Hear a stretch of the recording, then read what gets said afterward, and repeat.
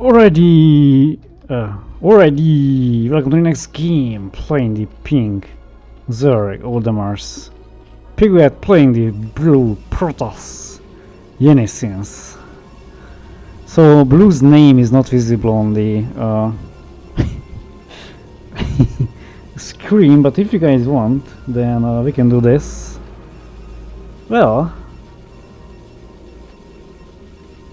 yeah, I think it's better. It just depends if you want to read or to be able to see name written on the screen. So we can do this.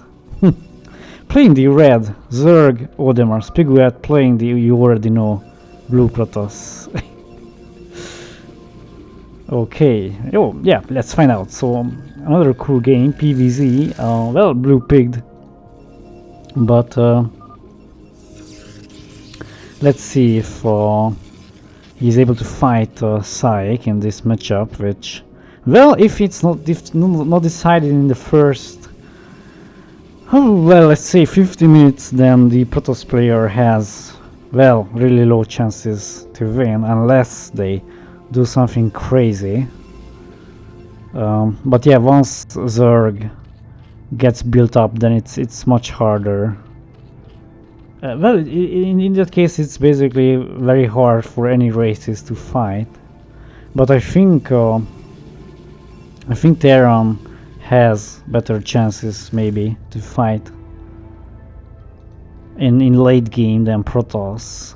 Well, each race has their own opportunity. So Protoss players can go for mass drops against the Zerg in the late game, and basically they have the best unit combination. I mean, they can go for mass Reavers, mass Corsairs and mass Templars, basically supported by a few goons. And well, yeah, and so the Protoss is also nice against swarms. So Terran basically only has 5 possibilities to fight swarm, and these possibilities are really not the best. Fire bats and SCVs are not that effective against lurkers under swarm. And irradiates and nukes and splash damage from tanks, but these, well, only irradiate is the most viable option. Nuke is a bit risky, so that's why the Terran players have a harder time fighting units under swarm. But Protoss can basically use everything besides goons. So they can use Zealots, Dark Templars, High Templars, Reavers, Archons, and so on. And yep, that's why they have a better chances against late game Zerg regarding this aspect. But Terrans, of course, in the late game can make use. So battle cruisers and tanks together, combined together, are really effective. So it's really a deadly combination against Zerg. But Terran really has to dodge the swarm. That's what they have to do. Basically dodge the storm and irradiate the defilers. But in general, I think if the Protoss player is not that smart, or I don't know, if they're not really coming up with clever solutions, then they have a harder time against the Zerg in the late game. If the drops do not work out, then they don't really have a chance. Mass Hydras with Guardians are really effective against the Protoss.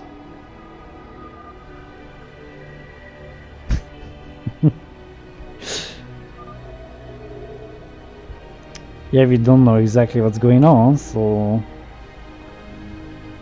let's hope that everything is fine with janisyns. Okay, since he wasn't delivered to hospital, everything is fine and we can continue this nice game. Let's see what he plans to do. Well, opening up with a quick drop. quick robo, relatively quick, quicker than usual. So, yeah. Yeah, the famous term came to my mind. So basically I made up an expression for this, and this is called accelerated drop. So which means that if someone is not opening up with a quick drop deliberately, I mean, yeah, so they are not starting off with a quick drop from the beginning, but go for fast robo, faster than usual, then it's an accelerated drop. So this is an expression I made up. So I think this is valid now. In this case for blue, who is adding a few more cannons at his choke and basically nice around. Yeah, Psyche really wants to protect this hatchery, so no zealot can approach this hatchery. No one, like seriously, man. If you come closer to this hatchery, you are a dead man. Anyways, extra nexus. And yeah, alright, so this basically, this game, Inspire.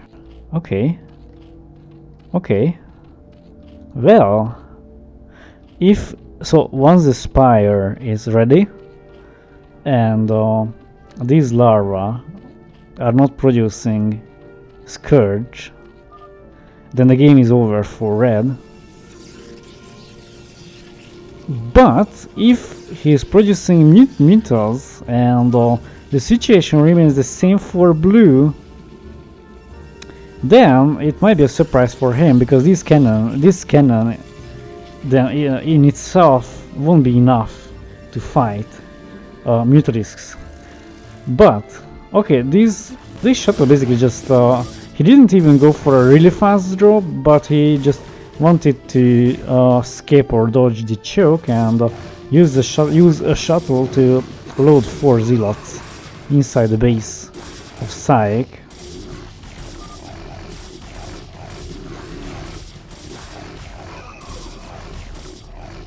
Okay, this zealot here is on the hunt for this hydrogen, and finally we have a river produced, and the shuttle is ready now, so these hydras kill the zealot, but he'll have to face dropships, I mean rivers, anytime soon. Let's see if he's right with the timing. Oh my god, okay, he's not. The link came down. But anyway, yeah, it doesn't matter, he would have seen that anyways, even if he didn't come down with the ling. So, right now he's able to spot this and Scourge. Oh my god, 2 Scourge. Let's see if he manages to connect. He's flying inside, unloads the zealot, unloads the river. River is moving towards the drones. Scarab is off, it hits the lair. Let's see if he manages to catch a few more. And he does. Okay, so that river shot... I mean, with that river shot, he managed to get the best out of this situation, and he managed to kill a few drones. But is it enough? Let's find out if he is able to make use of this situation. Okay, is he going? Is he? Okay, he's going for carriers. Or if he goes scouts, I mean, if he built that fleet beacon for scout speed, then or for more upgrades for Corsairs. Okay, let's find out what he plans to do. Okay, Mutas arrive now. They are on the hunt for this cannon, which will go down. Okay, 1 Mutalisk is down, 1 cannon is remaining, but he can still use these Mutalisks to harass janisyns. Okay, and the other cannon is going down now, and basically 2 Mutalisks, 3 Mutalisks remain, and he can use them to kill a few more probes right now. Okay, Corsair is ready, and he made Corsairs. 2 to be honest, if... Okay, most probably he built these Corsairs because of the metals. But if he wanted to go for Corsairs anyway, regardlessly of the metals, I don't really see the point why he made 4 Stargates. For Corsairs, like 3 is kind of enough, even 2 might be okay.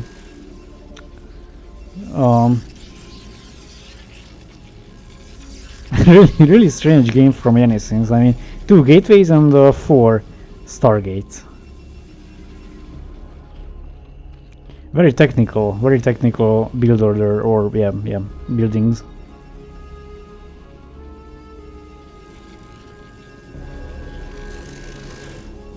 Let's see what he builds now. Will he add more Stargates, because then it should be carriers, or will he build gateways? Let's find out. Okay, newer drop is on the way now, and he's sending the shuttle totally upwards. He wants to skip this link, but he will face another link, so blue is not happy now. Another stupid links and Stargate. Alright, this drop is now discovered by Psych, who is immediately sending his Scourge and Hydras up. And easy catch. There. Okay, carriers. Alright, yeah, alright. Yeah, I would have been really surprised if he went on for Corsairs with from 4 Stargates. That will be a bit strange. So, these carriers...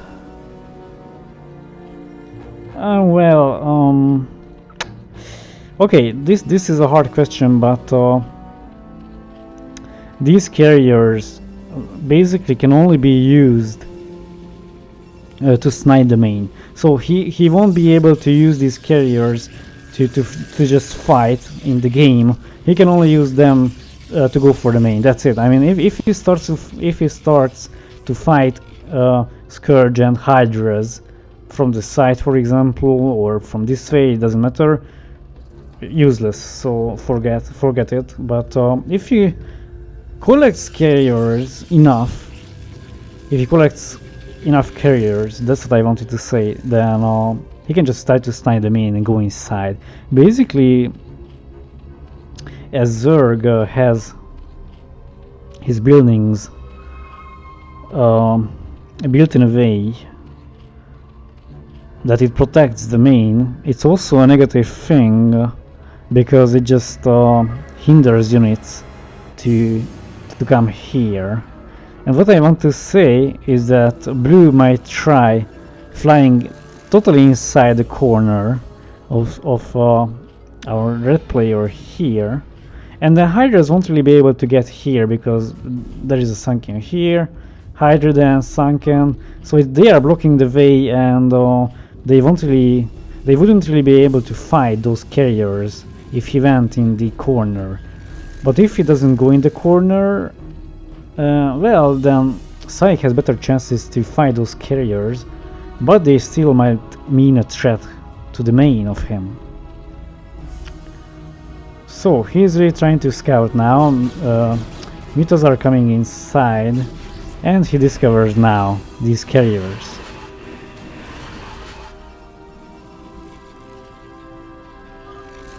And he says the same in himself. He's saying, alright, carriers, it's fine. If he doesn't come here at the corner, I am totally fine with this. So he says, it's totally right, it's legit, I am fine with it. That's what he says right now.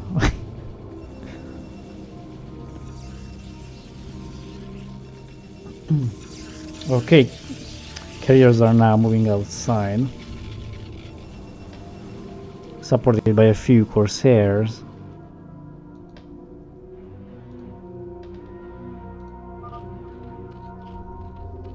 Okay, he's gathering up, having units around, and the queen is ready, so he can use a snare to slow down the carriers. And it's very good, very good.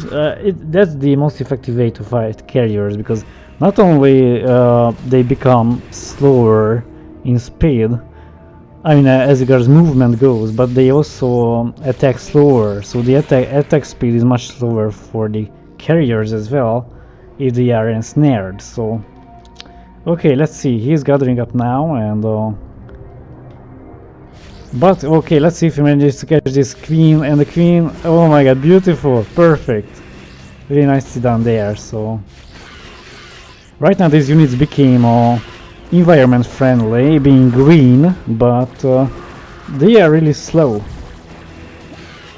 So attack is a bit slower, movement is a bit slower. Nice devebs though. So let's see now if he manages to make use of these carriers. Okay, hydras are moving upwards, carriers are moving inside. Let's see if he goes to the main, goes for the main or into the corner. Okay, nice micro there with the carriers. He's attacking the main, but also moving a bit inwards. But he stops there. Okay, but he also stopped with the attack of the main for a moment. He attacked the hydras, but he's moving inside the corner. This is really nice for him. Right now, Cyclone will have a harder time defending because because he's in the corner right now, and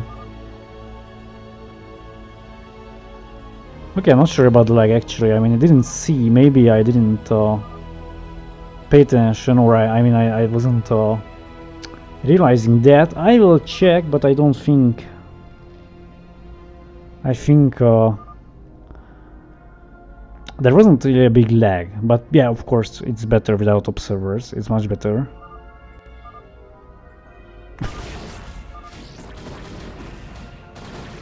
Okay, yeah, well, yeah, that's true. Okay, that's true. So there was a lag in the game, not that much. I could sense it for a bit, but yeah, it's a bit laggy. All right, that's fine. Okay, well, Syke lost his main, and it's much harder now for him. He still has a chance because if he gets back his defiler mount, then he might consider moving outside, as basically blue is only having carriers. But bad news for him, he also has Reavers and Templars. So what I wanted to say, that he might consider moving outside with mass hydras and defiler, because against carriers and cannons they will be fine, but against Reavers and Templars, Dark Swarm with hydras won't work.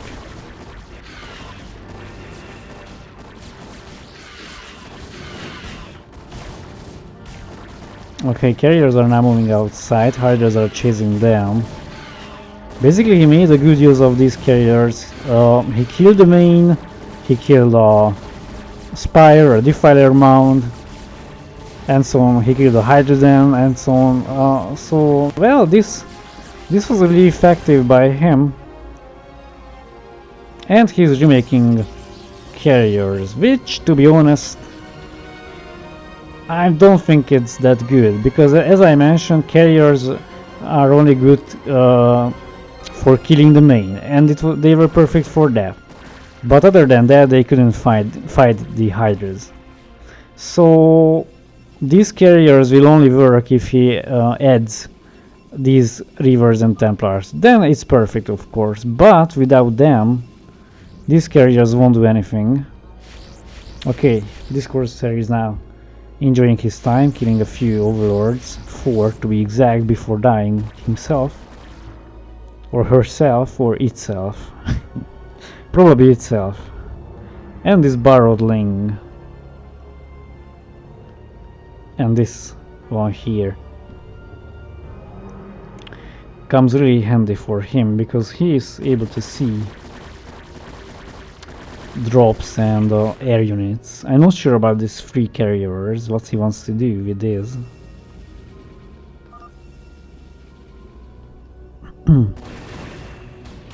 Yeah, okay, he just wanted to finish the hydrogen, so he made free carriers to finish the hydrogen, basically. So he was using them, yeah, to finish it, anyways. So he's adding lots of robos, and he will add rivers, and rivers with carriers will be really effective. So and Sai got bored of this, so he's just sending these units here.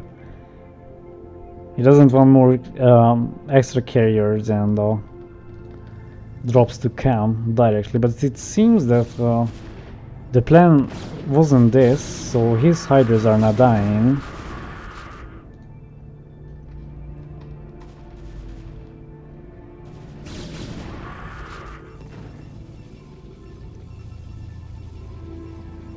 Free upgrades for air and 0-2 upgrades for ground.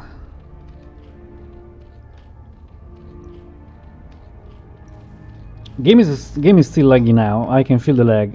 So basically it's intermittent. It's not lagging all the time, but there are moments when there is a huge lag in the game. So yeah, not that good. Anyways, right now these carriers arrive. Lots of carriers are available for him, but as I mentioned, they won't really be that effective against hydras. He already got the mains, so right now he can only use these carriers to go for a fight, but these drones will make spore colonies, and spores with hydras are the greatest enemies for the carriers. Let's see if he will have time, or if he has time to do this. Carriers are arriving, now they are on the hunt for the hydras and also killing these creeps, so the timing is perfect for blue. Red wasn't really able to add spores, but these hydras are now fighting the interceptors, and once interceptors die, then it's these carriers become useless. But I must say that Red didn't really manage to get back hydras, and this amount of hydras was not enough, of course. So these carriers will be enough now to fight and win the game, but Sai didn't really manage to get back hydras, and that's why these carriers work.